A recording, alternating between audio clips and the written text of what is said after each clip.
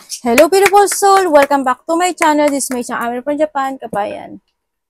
Libra, this reading is for you. Tingnan natin ang iyong August 3 to August 9, 2025. Maraming salamat muna sa mga subscriber, new subscriber, cross-watcher, at sa mga bagong pasok dyan. Welcome na welcome kayo sa bahay ni Ate Aimee. Salamat din sa nakataba ng puso ninyong mga comments at sa mga nagpa-personal reading. Marami pong salamat. Kung gusto niyo na energy niyo lang talaga, ang gusto niyo makuha natin, all the details is in description below para sa personal reading. Sa baba ng video, di sa general reading, kunin mo lang sa'yo at itapon ang hindi naman sa'yo. Maaring vice versa. Energy mo, energy ng person mo, energy ng malapit sa puso mo, nangyayari, or mangyayari pa lang. Use your own intuition, lawakan nyo ang inyong mga isipan. Tandaan nyo, kayo pa rin ang makapagpapabago ng inyong buhay. Energy reading tayo. Ano man ang gender mo, ano man ang edad mo. Energy reading tayo. Uulitin ko. Energy reading tayo. Kung hindi ko nakuha yung energy nyo this time, maaaring next time kuha ko ng energy nyo. Meron tayong Virgo, Leo, Libra, Aries, and Cancer.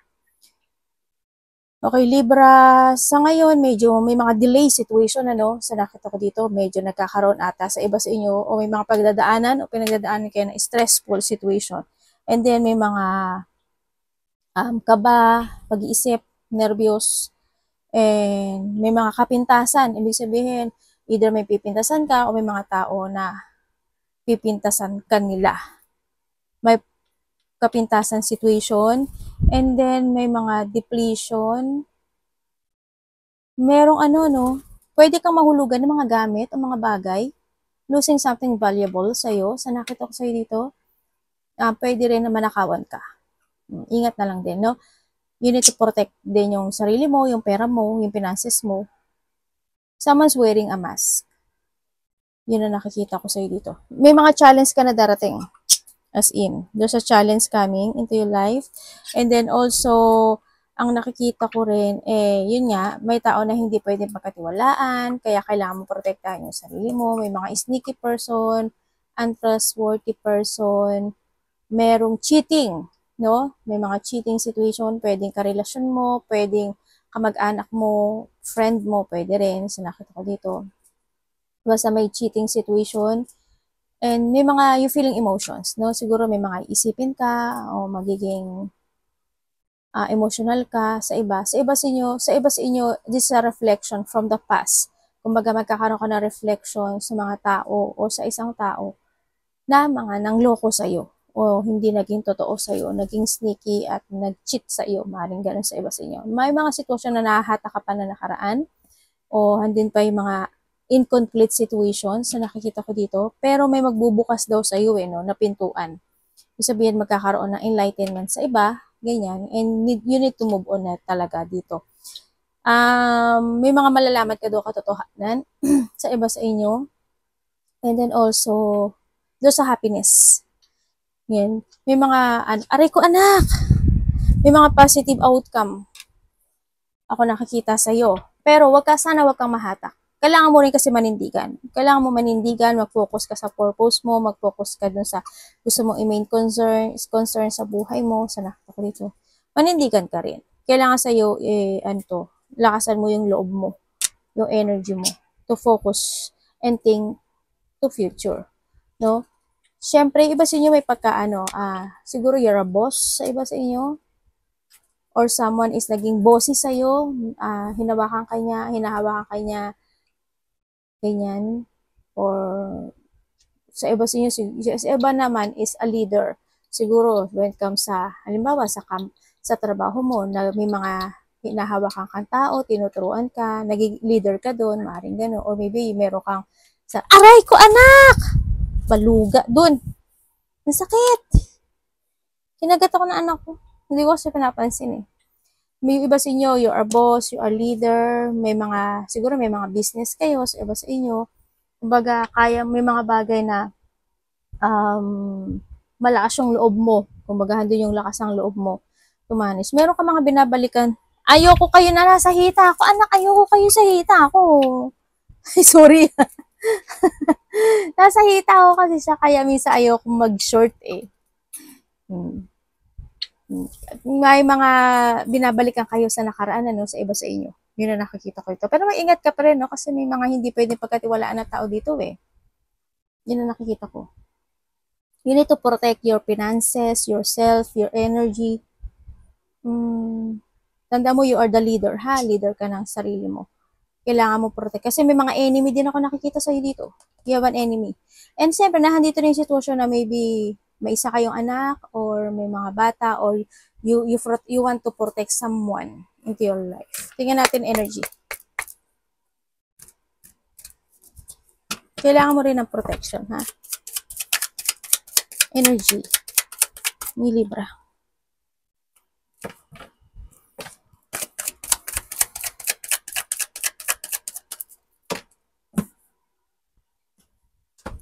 Uy. Aba, pareho, oh. Ay, hindi pala. 9 pala yung isa. Okay, energy mo, 9, oh. Energy. Okay, meron kang may gusto kang mangyari, no? You want to achieve something into your life. Yun na nakikita ko to. Meron kang isang bagay. Yung energy mo sa nakuha ko dito, meron kang isang bagay na you want to fool yourself dun sa bagay na yun. Para may mga bagay na gusto mong ipilit yung sarili mo dun, gagawin mo yun. May mga bagay na you want to recover. May mga bagay na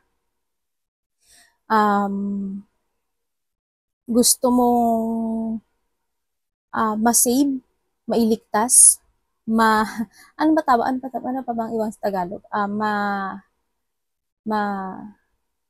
Yun nga, ma-save or maligtas or ma-recover. Yeah, may mga bagay ka na ganun, may mga bagay ka na hinihiling, no? May mga bagay na iniisip mo na nag-aalala ka, ganyan, may mga pag-aalala, mayroong mga sitwasyon na focus ka sa nakaraan, sa mga past situation, ganyan, tulad ng sabi ko kanina sa'yo, may mga bagay na parang gusto mong ayusin, isaayos, gusto mo ng siguro may mga bagay na gusto mong kumpunihin. Ganon din yun, no? Pagsasaayos at pagkukumpuni. May mga ganon sitwasyon. Yun yung energy mo this time sa nakikita ko sa'yo dito. Yan. Siguro iba sa inyo, may insomnia kayo, you have a migraine, marami ba sumasakit ulo mo, marami ka bang inaalala, o may mga iniisip ka gabi-gabi at hindi ka gaano nakakatulog, pagising-gising ka sa gabi, ganyan, may mga stress, depression, anxiety sa iba, maaring ganon sa iba sa inyo. Yun na nakikita ko sa inyo.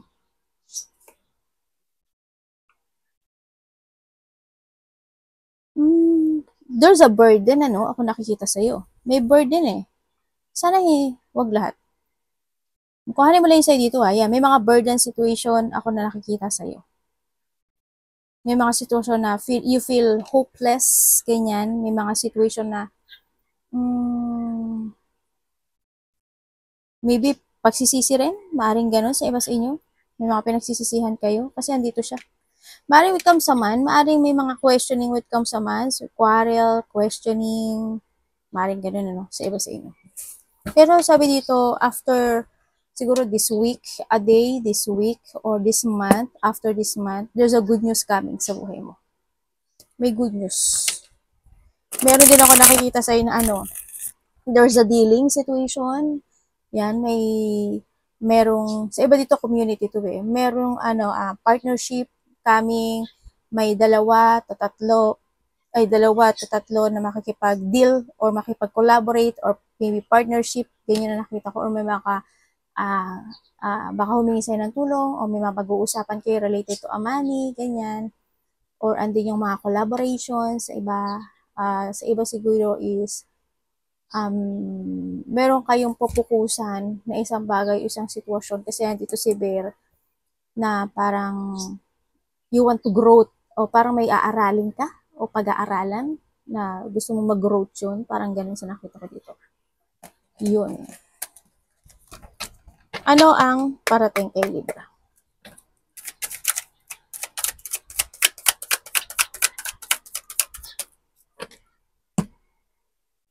Nandito si Fox, oh. May bigla ang mangyayari.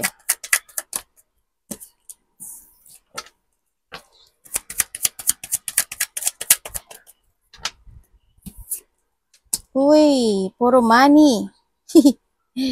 Money to ah. May bigla ang mangyayari. May travel kayo?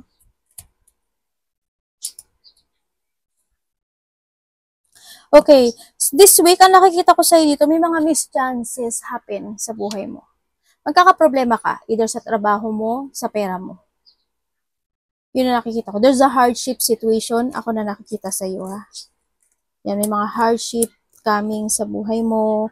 And then, ang nakikita ko rin, medyo magkakaroon ka ng problem talaga, no? Iba sa inyo, ba? Sa negosyo nyo, sa trabaho, kung may business kayo, malaki man o maliit yan, bigla ang mangyayari lang to. So, nakikita ko dito, there's a sadness. May mga bagay na hindi mo ma-accept this week. So, nakikita ko sa'yo dito, may pwede rin ikaw na mag-shortage ka sa pera, magkulang ka sa pera, mawalan ka ng pera, tulad ng sabi ko kanina, di ba? And then also, problema, as in problema to. Yan. Merong mga bagay na hindi mo kayang ma-accept o hindi mo ma-accept. May ahas dito. Ang nakikita ko rin, ibig sabihin may mataas ang pride dito pala. No? May mataas ang pride, may taong maksakim or makasarili. Parating, money problem to sa inyo Money problem or trabaho to. Bigla ang mangyayari.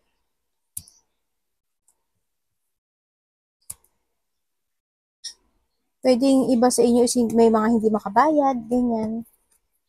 Na kung may mga pagkakautang, baka hindi sila makabayad sa iyo or maaring ikaw, ganyan. May mga unfinished business.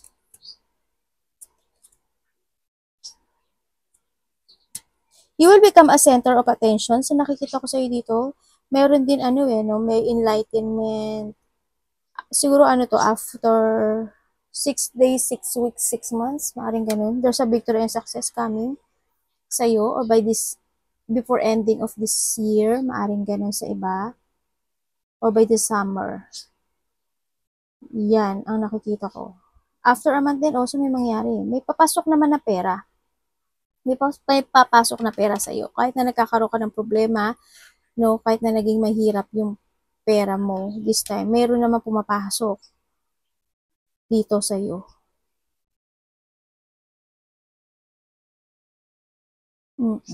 Ay, may ka raw Talaga? Kailan to mangyayari? May mangyayari sa iyo. Ibig sabihin, may pag-angat ng pera. 6 days, 6 weeks, 6 months, o before nga, sabi ko tulad ng before end of this year, may pag-angat ng pera sa'yo. As in, sa iba baka month lang to. 1 day, 1 week, 1 month. May celebration na magaganap. Maaring may manalo sa inyo. Sa nakikita sa inyo, may mananalo. Sana energy nyo yung nakuha ko. May mananalo po. Yun ang parating sa'yo. May tao makipag-usap sa'yo. Related to a money. Or maybe ikaw ito or someone. Lalaki. Ano dapat iwasan?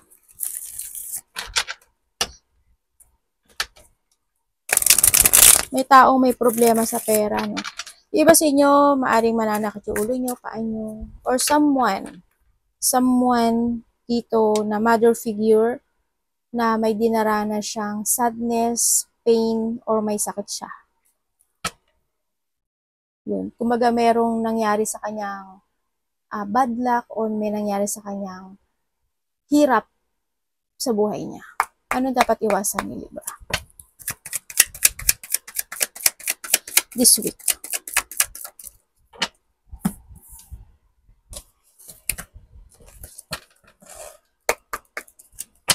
Ay, ano ba yun? Baliktad pa.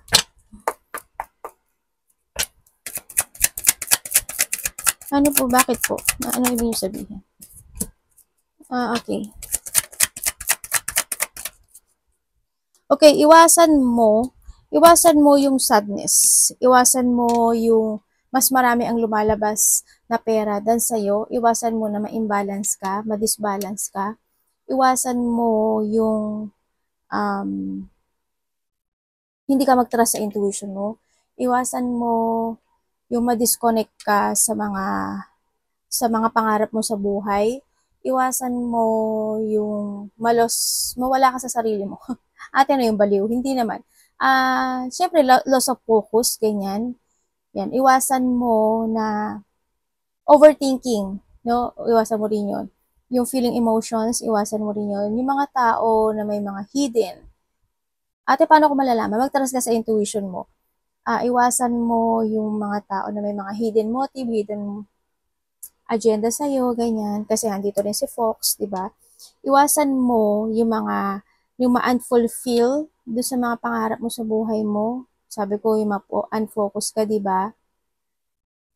Siyempre, yung mga dissatisfaction, yung negativity, iwasan mo yun. Siyempre, iwasan mo yung mga tao na gagamitin ka lang because of the needs. Iwasan mo yung hindi ka i-value o i-undervalue ka ng mga tao o ng sino man. At iwasan mo yung utang ng utang. Diba, kung may debit card ka, ganyan. May card kasi ako nakikita. May card ako nakikita dito sa situation mo. No? Ay, ano to?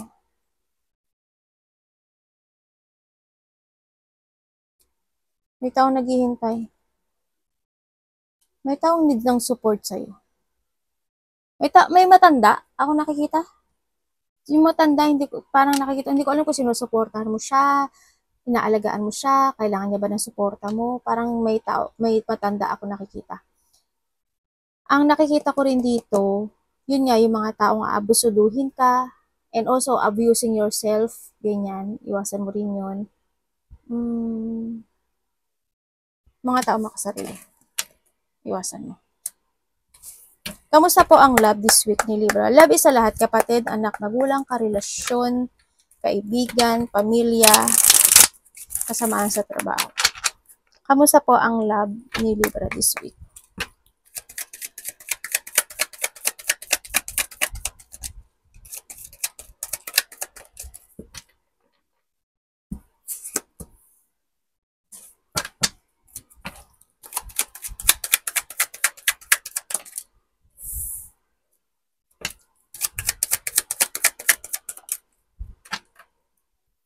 My Galileo, the devil. Okay. When it comes sa love, maaaring nagkaroon sa iba sa inyo na either separation, no? Sa iba sa inyo, maaaring nagkaroon ng separation at nandun yung situation na yun, ikaw or siya, vice versa, kasi wala akong pointed name. Tatandaan nyo, energy reading tayo, wala akong pointed name. Wala dito yung pangalan mo, ha? Kuhanin mo lang kung energy mo to. Kung kayo is nakahiwalay nitong tao na to, this person is always thinking of you or vice versa. Lagi kanya naalala niya yung situation na to. They still value you. Gusto niya ng recovery sa'yo, gusto niya ng forgiveness, natatakot siyang kausapin ka, hindi niya alam kung tatawagan ka niya o iti-text ka niya or anong sasabihin niya sa'yo. No? They want a renewal, itong tao na to, sabi niya mahalaga ka sa kanya, pero nagiging sakim kasi siya, no? Dito sa relasyon na to, ikaw or siya is sakim, makasarili. Sarili niya lang iniisip niya. Kumbaga, maaring itong tao na to, sobrang mo siyang tinulungan, no? Maaring related din to a money, and you value this person, sa nakikita ko dito, itong tao na to is still want to commit you. Kumbaga, makikita mo sa kanya is okay siya, pero deep inside, is in a pain siya or maybe this is you. No? Ang nakikita ko dito, maaring hindi na rin kayo nag-uusap nito or you block this person o block ka niya sa nakita ko dito, pero they want union eh. Gusto niya ng getting together nitong tao na to sa nakikita ko dito. No?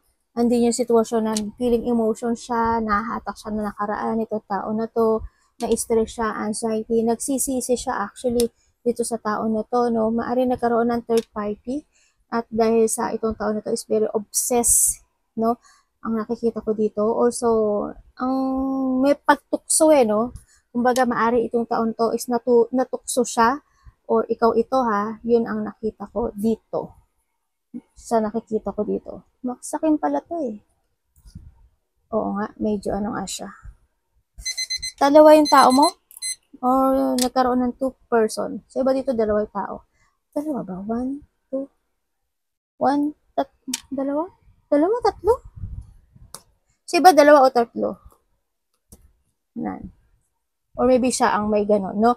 Okay, sa iba naman sa inyo, kung kayo is in relationship, itong relationship na to is, yes, still commit. Kung maghahandon naman yung pag-value ng relationship, ano, handun naman yung have faith ng tao na to, na magkaroon. Andun, alam mo yung handun yung motivation in this sa passion na to. Maybe ikaw or siya is obsessed in this relationship. Yun na nakikita ko dito. Pero isa sa inyo kasi may lihim na tinatago, no? Na worrying maari sa iba. Kumbaga nakikita mo siya na palagi siya nakasmile, pero deep inside is meron siya mga iniisip na bagay-bagay. Maaring may 2 bata rin ako nakikita. May 2 anak ka ba? O 3, 4, ganyan. Sa iba sa inyo, isa sa inyo napaka-very patient. No, isa sa inyo in this relationship is giver. Yun ang nakikita ko dito. Pero may mga bagay na hindi kayo nakikita. May mga bagay na hindi kayo napapansin. May mga bagay na nagbubulag-bulagan kayo at ayaw niyong makita at ayaw niyong pansinin siguro sa iba sa inyo. Kasi mahalaga sa inyo itong tao na to. Oo, nakakaroon ng pag-isolate. Siguro, sometimes, handin yung bagay na na-disappoint ang isa sa inyo in this relationship sa nakikita ko dito. Pero handun naman nagkakaroon pa rin naman na still supporting and love naman ang nakikita ko dito. Yun nga lang, always yung isa is nagsasorry o nagpaparamdam siya ng forgiveness, sorry, apology itong tao na to. Pero why? Kung nakikita kasi dalawa yung devil na lumabas. No, maaring pareho kayo or isa sa inyo is a devil type ang nakikita ko dito. Yun. Maybe andun yung obsession in this relationship. Mag-ingat na lang din, no? Kasi maaring may mga tukso ako na nakikita dito. Maaring matukso siya sa iba or sa mga single dyan, may tao na lalapit sa inyo na matukso kayo.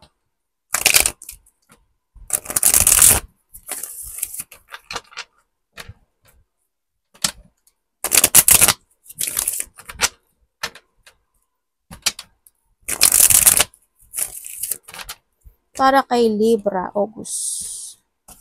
Kung magsasucess yung relationship, dito sa nakikita ko, hindi pa. Stuck pa kasi yung relasyon no? Siguro when the times comes. Uy, ba't ganito ang ano mo? Ingat ka ha, sa mga taong makasarili at sakim. May tao na sneaky, manipulative, sinungaling, dishonest, may betrayal, may pagtataksil or sana walang manakawan tulad ng sabi ko dito.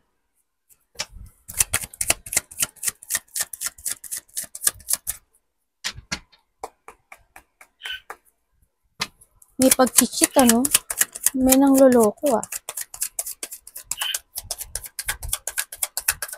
Akala ko oras na, bakit nagtatawag tong anak ko?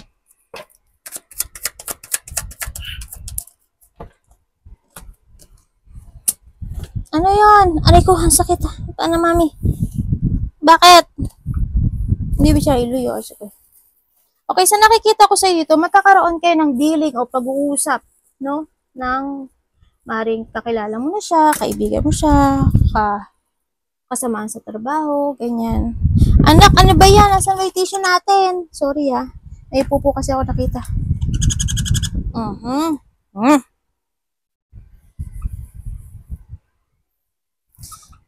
Yun ang nakikita ko dito. Yan, mga collaboration, partnership, situation, pag-uusap, also when it comes to money. Merong merong depression. Ako nakikita, o may mga alalahanin ka. Yun ang nakikita ko.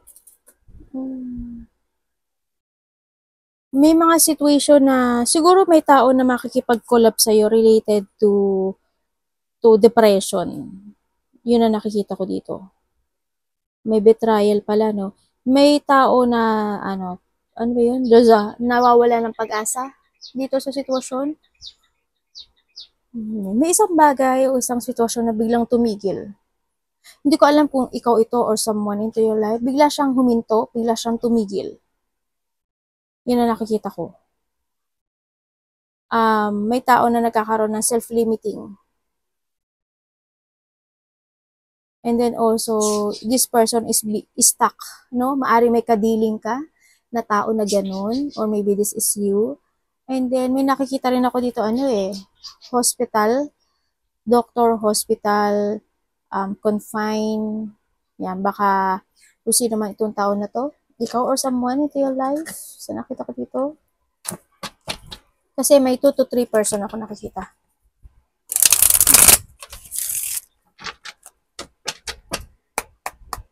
May betrayal din,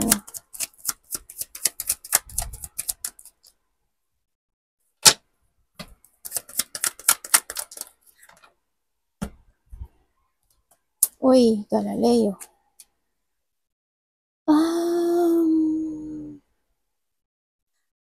This week, may mga delay and cancel situation. Ako nakikita dito. Siguro, kung may mga gagawin ka na actions or may mga bagay na want to develop or may mga bagay na focusan mo.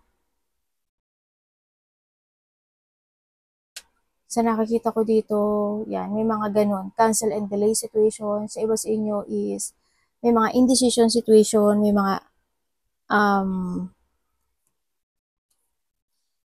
meron ka daw merong self-doubt to no, sa iba. This is self-doubt. Or may mga few options situation ako nakikita sa'yo. Hindi ko lang alam kung ikaw ito or someone, maybe a part of the family or kasamahan sa trabaho, kaibigan, close relationship. Ang nakikita ko dito, merong there's a fear of the unknown situation, natatakot siya sa kalalabasan ng sitwasyon o mga darating na sitwasyon. Yun ang nakikita ko dito. May getting together, tulad ng sabi ko kanina, there's a getting together coming. Yan, may mga bagay na you want to master, may mga bagay na a-actionan mo, gusto mong i-develop, may bibigyan ka ng focusing, commit, and hard work. Bibigyan mo ng hard work and effort yung bagay na to. So, nakita ko, maaring related sa trabaho, related sa family, related sa relationship, related, maraming klase relationship, diba? Friend, family, any relationship related to, you want to structure a situation, ganun. May structure ka ata, meron ka atang i-rebuild o i-built in situation. Yun ang nakikita ko.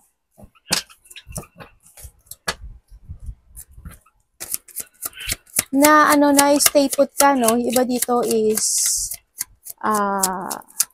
nabibeing held back. Ganyan, yung mga indecision situation. Sandali lang, anak. Tinatawag na anak ko. Opo yung. Hi.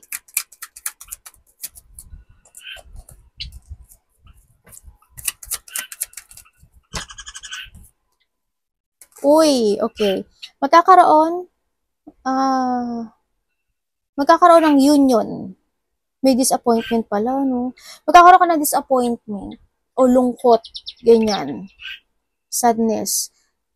Maring sa family o in any relationship. Ganyan, may lungkot or may sadness situation ako nakikita. Disappointment, lungkot. And also, may union ako nakikita within the 2 days, 2 hours, 2 days, 2 weeks, 2 months ago or mangyayari pa lang sa iba. Yan, may mga union, mga kaibigan, karelasyon, family, yan ang nakikita ko dito. May union situation.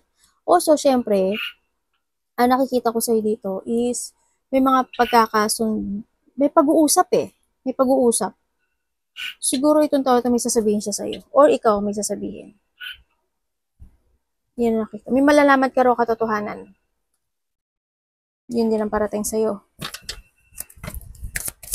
Iba sa inyo is may pag-iwas, no? Siguro may mga iiwasan kayo o may taong iiwas sa'yo. Vice versa. May iwasan ka or may siyang iwas.